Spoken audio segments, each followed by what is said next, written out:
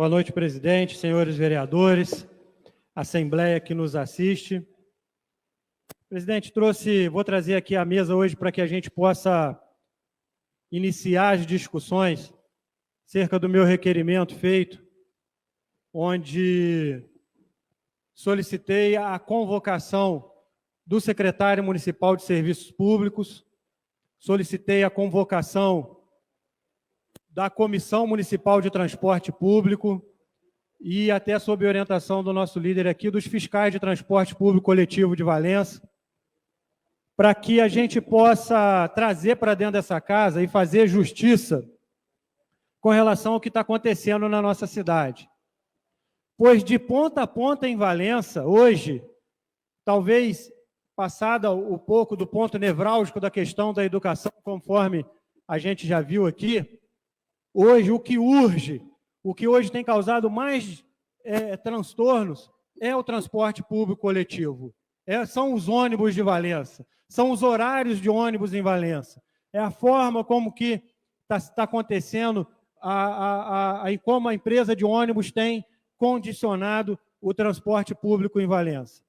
E aqui quero deixar claro que essa casa, nesse um ano já, a gente está iniciando o segundo quadrimestre do segundo ano dessa legislatura, essa casa jamais virou as costas para a população de Valença. Quando falo essa casa, falo dos 12 vereadores.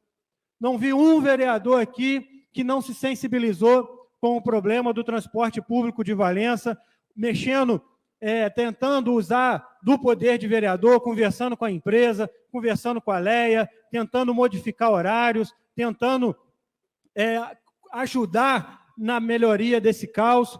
Porém, a gente chegou num ponto em que a condição de vereador não está mais sendo suficiente para atender as expectativas de Valença. Saíram iniciativas aqui importantíssimas dessa casa, do nosso presidente Naldo, dos outros vereadores aqui que aprovaram todas as medidas por unanimidade para que a gente mostrasse que essa casa é solícita, não à empresa ou à prefeitura, mas ao povo de Valença. Todos os 12 vereadores ficaram sensíveis à questão do transporte público.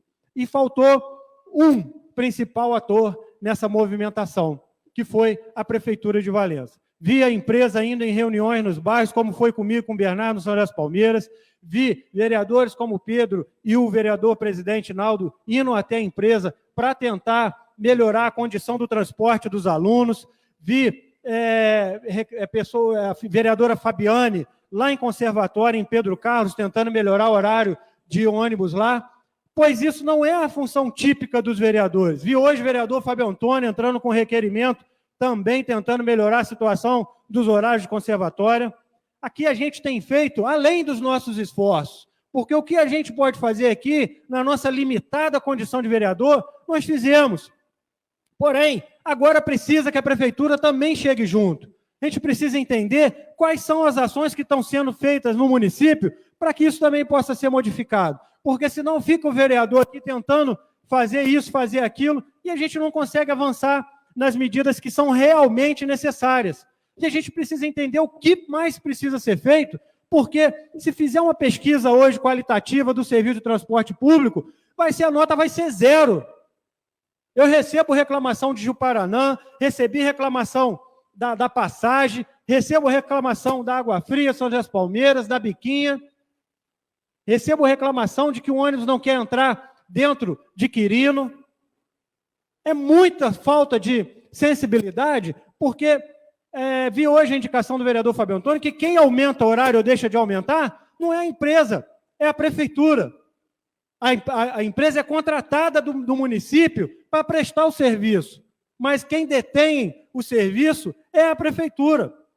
Se a prefeitura não tiver um setor de fiscalização desse contrato, se a prefeitura não tiver mão forte para obrigar a empresa a ceder um pouquinho também, vai acontecer o que tem acontecido para nossas reuniões. A gente vai para a reunião numa expectativa da população e a gente não consegue aumentar um horário sequer no quadro de horários do município. E aí eu volto a defender o que defendi nos 4 anos ainda do meu primeiro mandato, que Valença precisa modernizar o serviço de transporte coletivo, introduzir o transporte de van.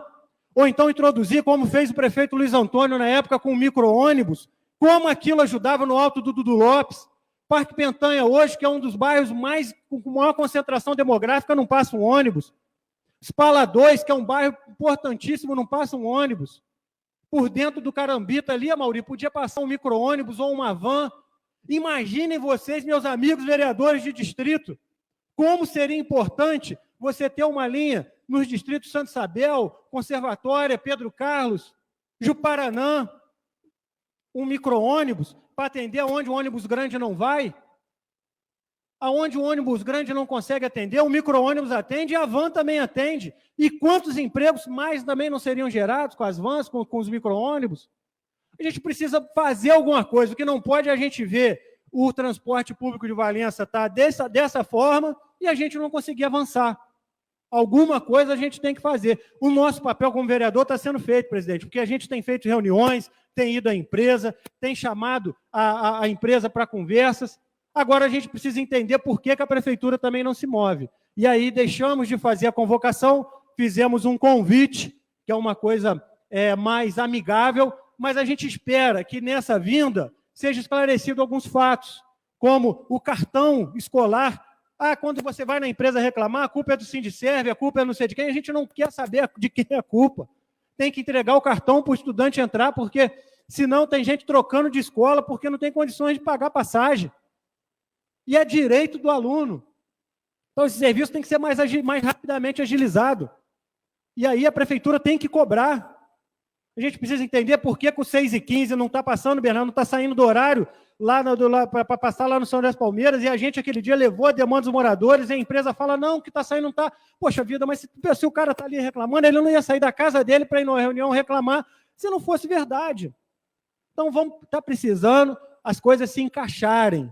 Não está se encaixando prefeitura, empresa, Sindipaz, então precisa se encaixar, as coisas precisam andar, a Câmara já fez todos os gestos possíveis para que a empresa se sinta mais confortável, e aí agora a gente aguarda uma explicação minimamente plausível da prefeitura, porque eu não vou ficar aqui tomando porrada por conta de coisa que eu não contribuo. A minha parte de fiscalização eu estou exercendo de forma plena.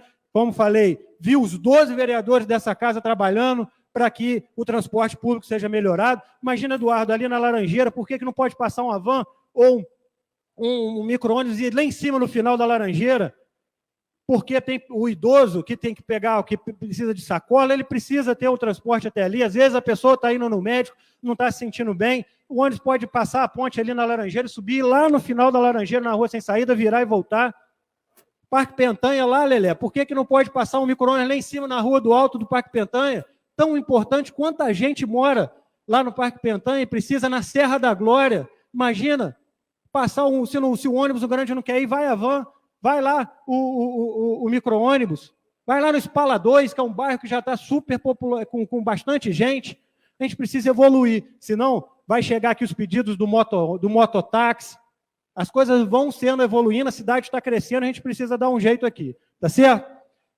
Superado esse assunto, presidente, vou falar de forma rápida aqui, mas semana que vem vou iniciar aqui um trabalho de fiscalização também com relação ao estacionamento rotativo. A nova forma de cobrança do estacionamento rotativo pegou muito valenciano aí de surpresa. A gente precisa esclarecer alguns pontos do estacionamento rotativo, e a gente precisa entender quem é essa empresa do estacionamento rotativo, porque nós vamos aqui também chamar o empresário aqui, chamar a prefeitura, saber quem é da comissão de fiscalização do estacionamento rotativo, porque está tendo muito desencontro de informações. A população que antes entendia como uma boa para desafogar um pouco ali o estacionamento, está se sentindo coagida, porque está com medo já de ser jogada novamente, como foi feito pela SEDAI, no serviço de SPC e Serasa. Eu estou analisando a lei, está aqui na minha mão, fala que a prefeitura não cobre nenhum tipo de dano para esse tipo do estacionamento, enfim, eu acho que é o momento da gente também dar mais uma aprofundada nisso. No mais, para finalizar, presidente, já estourei meu horário, queria só falar uma coisa aqui direcionada ao meu amigo Pedro Graça. Fiz hoje o parecer junto com os amigos da Comissão de Justiça e Redação, Pedro, dando mais um período para ser convocado de forma emergencial os monitores, a pessoal da Secretaria de Educação, viu o vereador Bernardo defendendo aqui, mas já vou falar de pronto. Você tem trabalhado isso e eu quero ombrear com você. Essa lei que vai ser aprovada aqui hoje para a contratação emergencial, ela não supre a necessidade real do município, só vai ser suprida com um concurso público. Então, em confiança ao seu trabalho, à sua sinceridade, que vai sair um concurso público na cidade, principalmente para a educação, que eu vou votar nessa lei, porque ela realmente existe nos casos de necessidade. E hoje em Valença não é mais necessidade, é caso mesmo de competência, de ausência de competência. Eu tenho certeza que você vai lutar para o concurso público em Valença e o que eu puder ajudar para contribuir com isso e cobrar, nós vamos estar juntos nisso aí, para esse concurso aí, tá bom? Parabéns aí, muito obrigado.